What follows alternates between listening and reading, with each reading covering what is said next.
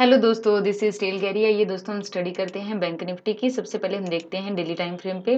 दोस्तों आज बहुत सारे अच्छे अच्छे पॉइंट्स भी हम डिस्कस करेंगे जो इंट्राडे के अंदर 5 और 15 मिनट टाइम फ्रेम के लिए बहुत ज़्यादा इंपॉर्टेंट है। अगर आप इंट्राडे ट्रेडिंग करते हैं तो कुछ एक ऐसे पॉइंट्स आपको सिखाएंगे आज, जिससे आपको ये होगा कि कहाँ कहाँ आपको एंट्री लेने से बचना है। एग्जैक्ट हमें कहाँ एंट्री लेनी है ये ऑलमोस्ट सबको पता है, लेकिन कुछ एक ऐसे पॉइंट्स जहाँ हमें बचना होता है, हमें एंट्री नहीं लेनी होती, वो वाले हम पॉइंट्स डिस्कस करेंगे।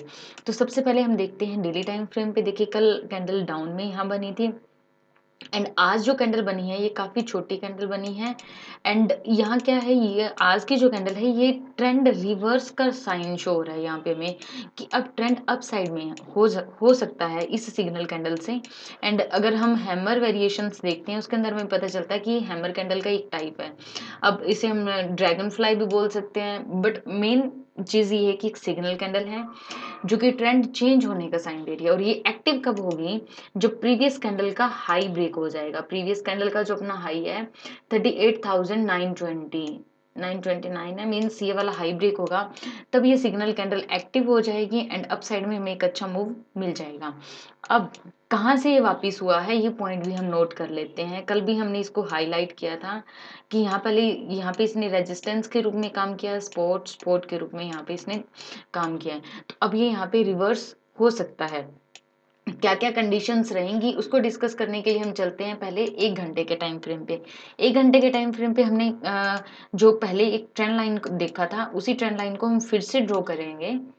ये टाइम फ्रेम हमने इसलिए लिया है ताकि हमें हर एक टाइम फ्रेम का आइडिया हो कि कहाँ पे क्या कुछ बन रहा है एंड हमें उसको किस तरीके से नोट करना है। यहाँ देखिए दैट वन, ये वाला पैटर्न बन रहा है एंड फिलहाल मार्केट बिल्कुल यहीं पे क्लोज है। तो अब अगर मार्केट यहाँ से बाहर निकलती है, मींस इस ट्रेंड लाइन को ब्रेक करती है, इस ट्रेंड लाइन को ब्रेक करती है, ब्रेक करने के बाद रीचेक करके फिर से दोबारा निकलता है एंड यहाँ पे जो ये स्विंग बना हुआ है ये ब्रेक होता है, तो हमें अप साइड की बहुत अच्छी मूवमेंट मिल जाएगी। यहीं पे हमने क्यों एंट्री लेनी है ये हम कल की वीडियो में डिस्कस कर चुके हैं। अगर आपको फिर भी कोई कंफ्यूजन हो तो आप कल वाली वीडियो जाके देखिए कि हमें यहाँ ज़्यादा स्ट्रॉन्ग एंट्री क्यों बन जाती है, क्यों हमें इस स्विंग के ब्रेक होने का वेट करना होता है। अब हम चलते हैं और छोटे टाइम फ्रेम पे।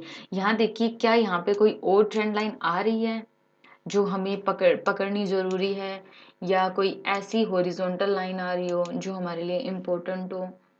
That one point. यहाँ देखिए यहाँ पे इसने रेजिस्टेंस लिया, कंसोलिडेट रहा है, फिर सपोर्ट लिया, फिर से सपोर्ट लिया एंड आज फिर से यहाँ पे इसने सपोर्ट लिया। तो ये एक हॉरिजॉन्टल लाइन भी यहाँ पे स्ट्रॉन्ग पॉइंट पे है। अब हम चलते हैं 15 मिनट के टाइम फ्रेम पे। हर एक टाइम फ्रेम पे अलग अलग तरीके से मार्केट को देखना बहुत ज़रूरी है, जिससे हमें आइडिया लग जाता है कि अलग अलग जगह पे मार्केट किस तरीके से मूव करती है। अब हमने एक ये वाला पॉइंट हाईलाइट कर लिया, सपोर्ट है, रेजिस्टेंस है, इट मीन्स कि ये वाली स्ट्रॉन्ग ट्रेंड लाइन है 38,920। सेम वही पॉइंट निकल के आया है जो हमने डेली टाइम फ्रेम पे देखा था कि जो एक छोटे वाली कैंडल बनी हुई थी और उससे प्रीवियस जो बड़े वाली कैंडल बनी थी वो ये थी और इसका हाई मतलब ये वाला पॉइंट। अब हमें यहाँ साफ से एकदम साफ क्लियरली हमें पता चल रहा है कि अप साइड का हमें मूव कब मिलेगा। अप साइड का हमें मूव तब मिलेगा जब मार्केट इसी जोन के बीच में यहीं पे ओपन होकर, मींस इसी जोन के बीच में लगभग यहाँ पे अगर मार्केट इसी जोन के बीच में ओपन होती है और ये वाला जब तक ये वाला हाई ब्रेक नहीं होगा तब तक हमें एक अच्छी मूवमेंट नहीं मिलेगी। ये वाला हॉरिजॉन्टल लाइन ब्रेक होने के बाद ही हमें अप साइड में मूव मिलेगा। आपको कुछ एक चीजें और भी नोट करनी जरूरी है। अब यहाँ पे है 38,920, इसी के ऊपर यहाँ पे एक साइकोलॉजिकल पॉइंट है। अब डिपेंड ये करता है कि यहाँ किस तरीके की कंडीशन बनती है। क्या कोई ऐसी कंडीशन बनती है जहां हमें इस साइकोलॉजिकल पॉइंट पे हम रुक सकते हैं, मींस मार्केट यहाँ रुक सकती है, या कोई ऐसी कंडीशन बनती है कि इस 39,000 को वन वे में मार्केट निकाल दे। अब हम वो कंडीशंस डिस्कस करते हैं।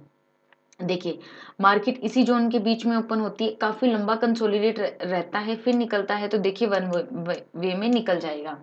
अब हो सकता है कि मार्केट यहीं ओपन हो इसी जोन के बीच में, यहाँ डाउन में आए, यहाँ पे आपको कोई सिग्नल कैंडल मिले, यहाँ पे आपको कोई सिग्नल कैंडल मिले, या इस ट्रेंड लाइन को टच करें, ध्यान से सुनते जाइए क्योंकि हर एक कंडीशन अलग अलग तरीके से है।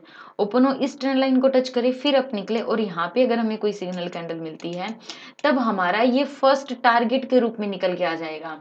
और जो ये हमारा जोन है 38,920 टू 39,000, ये वाला जो है, ये सारा जोन हम इसको हाईलाइट कर लेंगे और फिर इस ट्रैप जोन में हम फंसेंगे नहीं।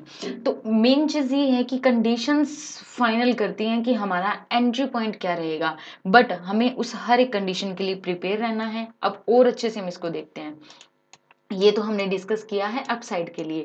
ओके, अगर हमारे फेवरेबल कंडीशंस रहती हैं तो ये जो स्विंग्स है मीन्स 39,920, ये हमारा टारगेट निकल के आएगा फर्स्ट अपसाइड के लिए।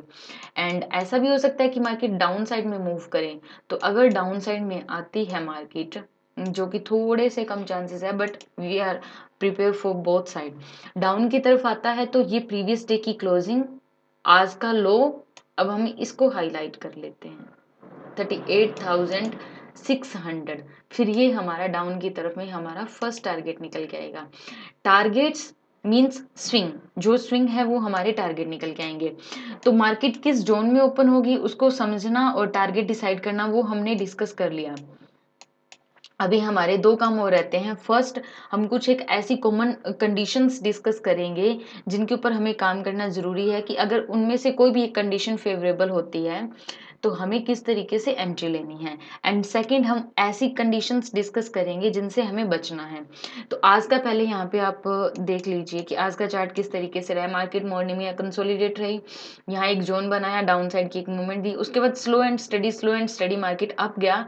ऑप्शन में हमें बहुत ज़्यादा अच्छे से पॉइंट नहीं मिल पाते क्योंकि जब ये वीक नीचे आती है तो बहुत जल्दी 40-50 पॉइंट का अप डाउन होता रहता है, बट फुट के अंदर हमें ये काफ़ी अच्छी एंट्री देखने को मिल जाती है। अब पहले हम चलते हैं वाइट चार्ट पे। पहले हम कंडीशंस डिस्कस करते हैं कि क्या क्या कंडीशंस हो सकती हैं, फिर जिससे बचना है वो वाली भी हमारा साथ के साथ ही डिस्कस हो जाएगा। तो अब देखिए कि market slow and steady down आ रहा है। ध्यान से देखिए, market slow and steady down आ रहा है। अब यहाँ देखिए, यहाँ पे सेलर हैं, इस पॉइंट पे भी सेलर हैं, यहाँ पे भी सेलर हैं, यहाँ पे भी सेलर हैं, यहाँ पे भी सेलर हैं। ये जितनी कंडीशंस है यहाँ सब जगह सेलर हैं। अब मैं एक कंडीशन और बना रही हूँ, इसमें सेलर कहाँ कहाँ पे हैं, 1 2 3। अब अगर अप साइड का ट्रेंड आता है तो हमें डिफिकल्टी किस में ज्यादा आएगी, इस ट्रेंड में। रीजन, क्योंकि यहाँ पे सेलर बहुत ज्यादा हैं एंड अलग अलग जगह पे बैठे हुए हैं, मतलब 100 पॉइंट 150 पॉइंट की रेंज के बीच में सेलर्स बैठे हुए हैं। एंड यहाँ पे क्या है, यहाँ पे ज्यादा बड़ी रेंज है, मींस जैसे 200 250 150 200 250 एक बड़ी रेंज के बीच में है। तो हमें ऐसे वाले में ज्यादा डिफिकल्टी आती है। और ये ट्रेंड कब बनता है, जब मार्केट डेली चार्ट पे कंसोलिडेट हो। Got it. अब हम चलते हैं चार्ट में, इस चीज को हम और अच्छे से देखते हैं। पहले हम देखेंगे daily time frame. Daily time frame पे यहाँ देखिए, ये मार्केट ये एक कंसोलिडेशन जोन ही है लगभग। यहाँ पे 1 2 3 4 5 एंड आज 6, यहाँ पे 6 दिन हो गए लगभग। मार्केट यहाँ पे छोटी छोटी कैंडल्स बना रही है, छोटा छोटा मूव भी हो रहा है। अब हम यहाँ की कैंडल्स देखते हैं। ये आज बैक टेस्टिंग में जो पॉइंट्स मिले हैं वो चीज़ मैं आपके साथ डिस्कस कर रही हूँ। यहाँ देखिए, मार्केट यहाँ पे इस तरीके से डाउन आई है, means something slow and study. एक तो होता है 3-4 कैंडल में डाउन आ जाना, और एक इस तरीके से आता है कि रुक रुक के डाउन आना। अब यहाँ क्या है, यहाँ पे भी कंडीशंस हैं, यहाँ पे भी है, यहाँ पे भी है, यहाँ पे भी है, यहाँ पे भी है। इस वजह से हमें जो मूव है अपसाइड का वो स्लो एंड स्टडी मिला है।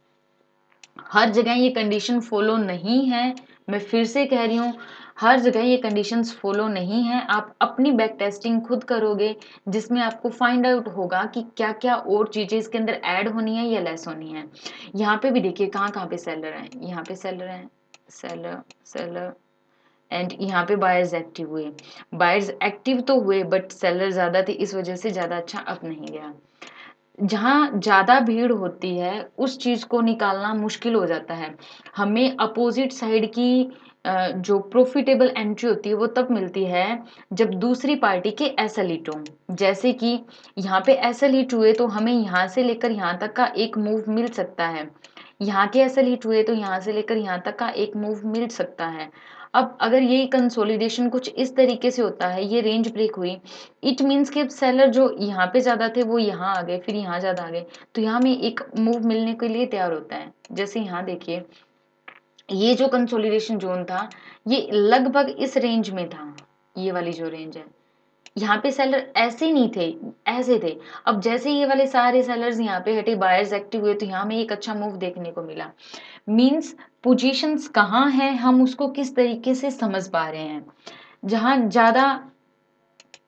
जहां सेलर ज्यादा एक्टिव होते हैं वहां हमें सोच समझ के बाइंग करनी होती है, और जहां बायर्स ज्यादा हैवी होते हैं वहां हमें सेलिंग का सोच समझ के करना होता है।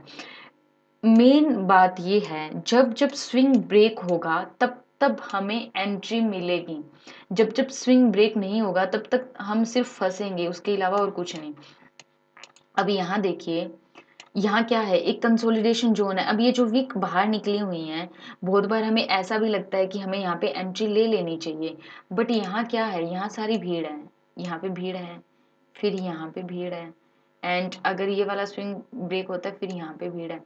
तो हमें वो वाले पॉइंट्स फाइंड आउट करने हैं जहाँ एक स्विंग भी ब्रेक हो रहा हो, भीड़ भी हट रही हो, एंड उसके बाद हमें एक अच्छा मूव भी मिल रहा हो।